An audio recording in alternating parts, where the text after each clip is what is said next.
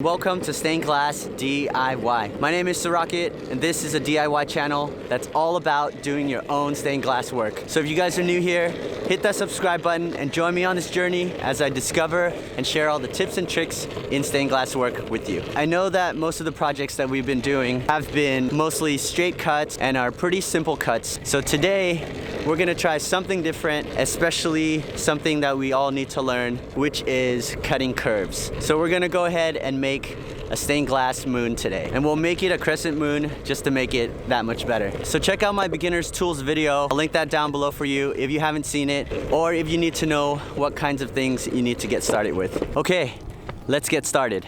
I got this compass to help draw a perfect circle. So I do want to make a crescent off of this moon. Go right about here. Okay, that looks really good. Let's go ahead and cut this up and then we'll trace over the glass. I've pre-selected my glass and we're gonna be using these two colors. This one has a little bit of texture and I just like the plain solid orange color. And this one has a little bit of a pattern and swirls to it. So I'm going with this piece for the blue and then this crescent piece for the orange. Let's go ahead and trace. And for this glass, since it's got a lot of textures on this side, we're going to be cutting on this side instead. So we'll lay it down upside down just like that. You guys remember my old glass cutter that I broke? This one got bent as I put pressure on it. And this is the new one that I just got from my Craigslist find, made out of steel, so you can compare the two. And actually this one looks like it's made out of aluminum. It does say made in the USA. This one was also made in the USA. If you guys do pick up this Fletcher glass cutter, make sure it's the steel one. I'm just gonna cut off this piece out here and break that in half. Got the running pliers, line up the line to the score line and give it a squeeze. I'm going to try to trace this line and follow it with the cutter. Let's use the ball end and we'll tap the back of the glass to help crack this line. Okay, here goes nothing. I got this crack started right here. I can feel it. Let's try this side. And so we're basically cracked all the way from each side. So I'm going to try to use the ball end again and let's tap the back. There we go. Nice. So we'll do some grinding there as well as a lot of these edges.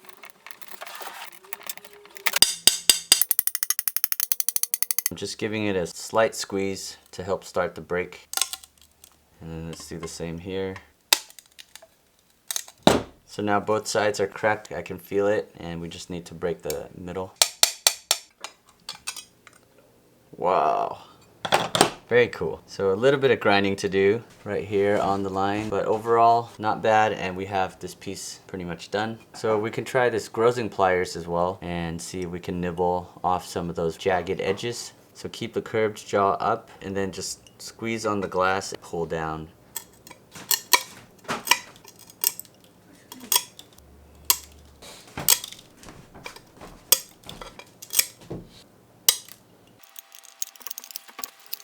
Okay, let's leave that one for the grinder. This is gonna be tough. Okay, let's cut this part off first. Okay, let's do the outside cut first, as that is the easier side. The inside cuts are always harder, and we'll save that one for last. Again, I'm just gonna trim this off, keep that other piece so we can use it later.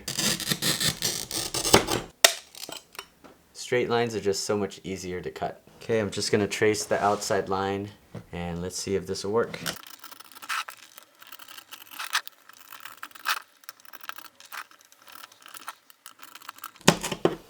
That wasn't too bad. Let's see how it breaks now. I'm just going to give it a score right here in the middle. So I'm hoping when we start breaking it, it'll just follow this path and then end right there. Let's help it out by tapping it.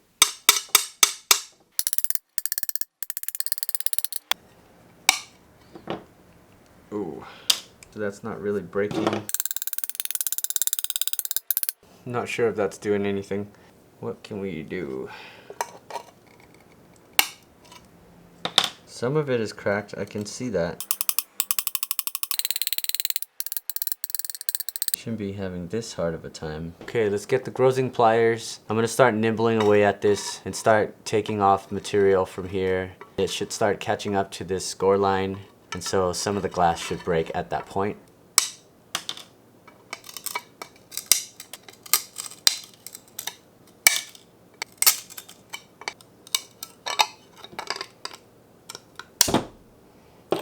Okay, that was nice.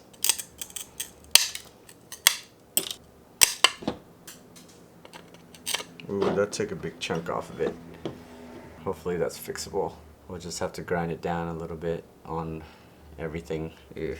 I know you're not supposed to run the score line twice, but I see some gaps where it never connected and I kind of skipped it, so I'm gonna try to connect that. I see the line coming here and it stops, and then there's kind of nothing right there.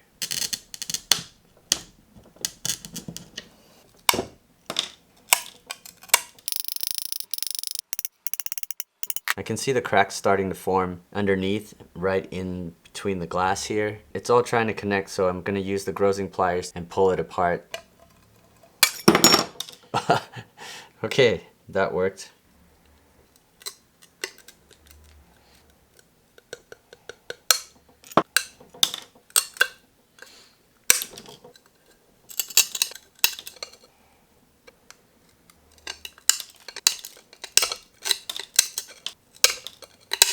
That took a big chip off of this side. Oh, I'm hoping we can fix this. If the outside was this rough, I'm really worried about the inside. We gotta do it. The first thing I wanna say is I found this video on YouTube all about cutting curves from Carl NZ or Carol NZ. I'll link that down in the description for you guys to take a look. So this is definitely my take on it. I'm also passing it along of what I know. Let's get on with this and let's attempt to do this curve. So our plan is to cut this curve, but of course if you break it, that score line won't follow this curve as it's too tight. So most likely you'll just have a curve that goes something like that, which will just ruin the entire piece. What was suggested was to go ahead and do a smaller curve, so we can draw an imaginary line over here and then take out that piece and then continue to keep going, take out the next curve until we get to the main line. Okay, so I think it's safe if we can go ahead and start breaking off this section. So we'll cut that out first, and then we'll continue to eat away at it and do a few more curves until we get to the main one.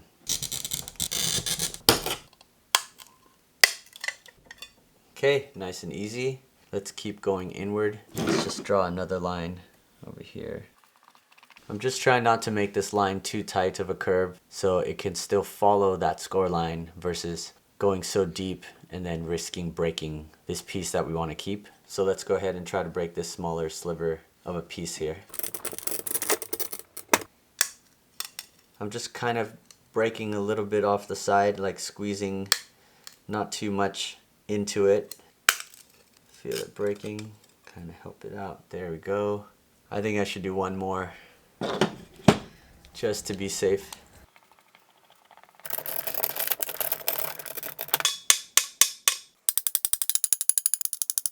I feel a slight crack on the edge here.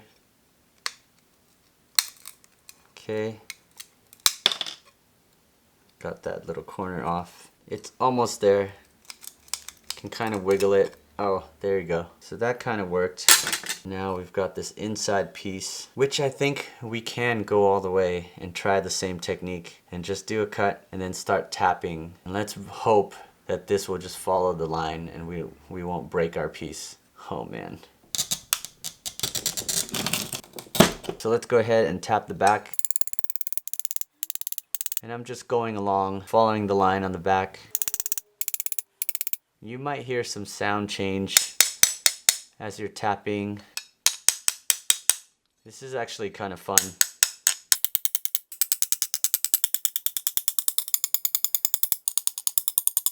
I can actually see that crack start to form. I mean, it's about to break. Just give it some more tap. It's loose in the middle. Oh, you hear that wiggle?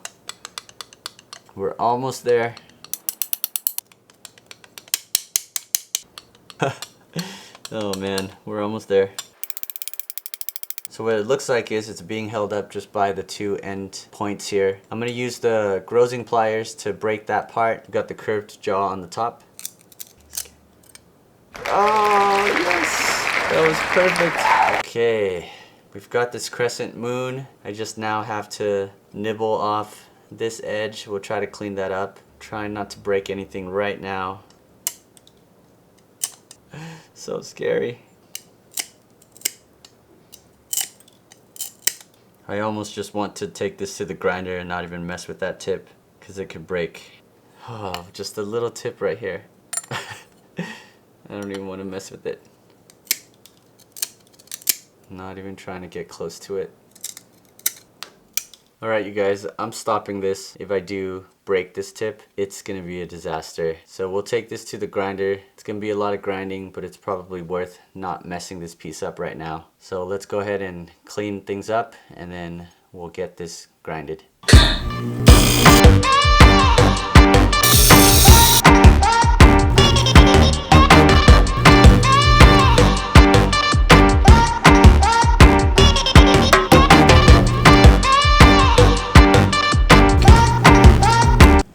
Okay, let's rinse this off with some water and then we'll do some copper foiling after. So I actually have this fid tool, I think it's a fid tool, that I got from my Craigslist find in the previous video. We're going to try to use this one. If I can figure that out, I'm sure it's just a pretty easy thing to do. Although there's all kinds of things going on here. But yeah, we'll try to use this for the copper foiling. If not, the backup Palo Santo stick. Let's get to it. So I'm using the silver backing, 7/32 of an inch width. I'm not going to be doing patina and I will be leaving it in the silver solder color. So I'm just going to wrap this around the edge of the glass. Let's try to use this thing. Ooh, that's pretty nice. That seems to be working. Oh yeah, this is good. This edge is really nice to work with. This helps to kind of rake it in towards the glass, folding the copper foil over. So this curved part of it is kind of how I'm naturally feeling like you can use it. Just kind of pulling it in from the edge. Oh yeah, this is nice. This helps with it being a little wider than the wooden stick that I use. So it's covering a lot more. Saving some more time. I'm always good with that. Let's do the next one.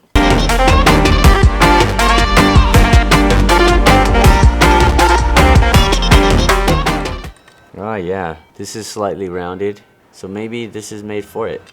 Yep, this is really the way to go. Dang, I didn't know this fid tool is so good. Just makes it so much faster. This is it. The fid tool just basically upped my game on copper foiling right now. Super highly recommend it. When I use this to press down on the edge here, you can just see the tape go in that much more into the glass, which means when you solder, it's going to look so much neater. Also that the copper foil adheres directly to the glass. Your piece will be a lot stronger. Then it's got that curved part of it, so I love that for the ripples, going over that. Actually, they have fid tools online, so I'll put that direct link down below for you. Certainly, it's going to help you out instead of using a stick, which I do believe still works, but this fid tool is just so much more. And after using this, I would highly recommend getting something similar. Okay, we're here at the soldering stage, so the things we need. I've got my safety glasses. I also have this half mask with the nice filters on it. So this is my go-to. You don't want to smell the fumes while you're soldering. We've got our 60/40 solder. This is the stiff wire, so you can bring it out and leave it as you're soldering. Of course, we have the flux. This is the liquid flux. And the soldering iron with the 1/4 inch tip. And my soldering station is set at 750 degrees Fahrenheit. I think about 700 to 750 is a pretty good setting. So add some flux and apply generously to where you want to solder. Add a dab of solder and tack a few points to hold the pieces together. I also do the same thing to the back side. Now you can just add solder to all the copper foil on the front, the back, and the sides. Just add flux as you go. And when you solder, try to run it in one continuous flow so you get the best smooth bead lines. So it's definitely fine to go over the lines multiple times as needed to get the right amount of solder you want on the foil. I'm not sure if there's a correct way to apply, but I just stop when I'm happy with it and the way that the lines look. I'm adding 2 jump rings to hang, or you can do one in the center for a different style. Okay, now that we're done with soldering, let's go ahead and scrub it with some soap and water. And rinse and dry completely for the next step. Next, let's take fine steel wool and scrub everything once more. And finally, let's polish everything. So we'll let it dry and then buff it to give it a nice shine. So the last thing we have to do is add some chain to this so we can hang it, and then we're done. Phew, that was a tough one. I hope you guys learned a lot from it and got some good experience from this project. I know I did. If this video was helpful for you, give me a thumbs up and let me know that you liked it. Subscribe if you haven't already. Every single one of you count. We're at 350 plus and growing. You guys are amazing. Thank you, and I'll see you in the next one.